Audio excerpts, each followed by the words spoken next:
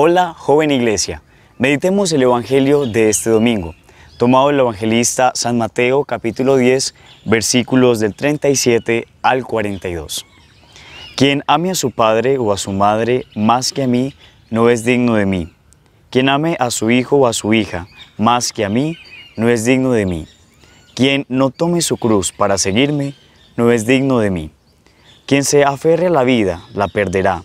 Quien la pierda por mí, la conservará. El que los recibe a ustedes, a mí me recibe.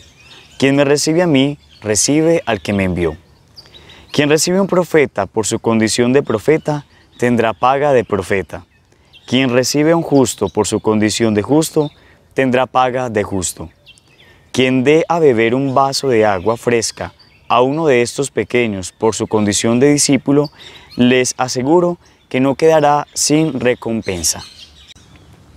El Evangelio de este día lo podríamos entender en tres momentos muy especiales.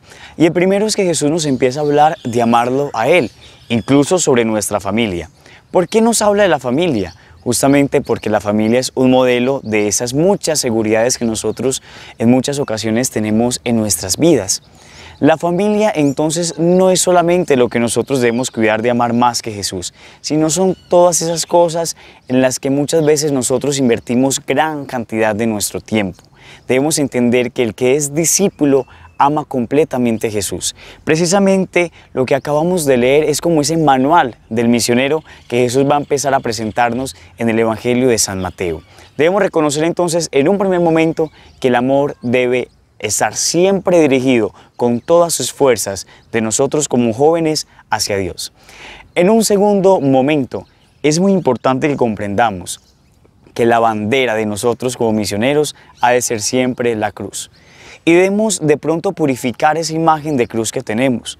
La cruz no es ese gran dolor que tenemos, esa enfermedad que estamos viviendo, el problema que estamos enfrentando. Entonces, porque se cura la enfermedad, pasa el problema, entonces ya se acabó la cruz o va a ser otra. ¿Qué es la cruz verdaderamente? Asumir el Evangelio y anunciarlo sin importar que hayan dificultades u obstáculos en el anuncio del reino de Dios. Por eso debemos aferrar la cruz, no darnos vergüenza, jóvenes, de anunciar a Jesús con valentía y compasión. Y en un tercer momento, Jesús nos da entonces las características de algún modo de quiénes son esos discípulos. Les da tres calificativos. El primer calificativo es de que es profeta, y el profeta es aquel que sabe anunciar la palabra de Dios, el que sabe ver las realidades que está viviendo el pueblo, los signos de los tiempos, para dar esperanza. Y en este momento de pandemia sí que tendríamos que ser profetas de la esperanza, animar a la gente y decirles que Dios está con ellos, aunque hoy se puedan sentir solos. Un segundo título que da entonces a los discípulos es que ellos serán justos.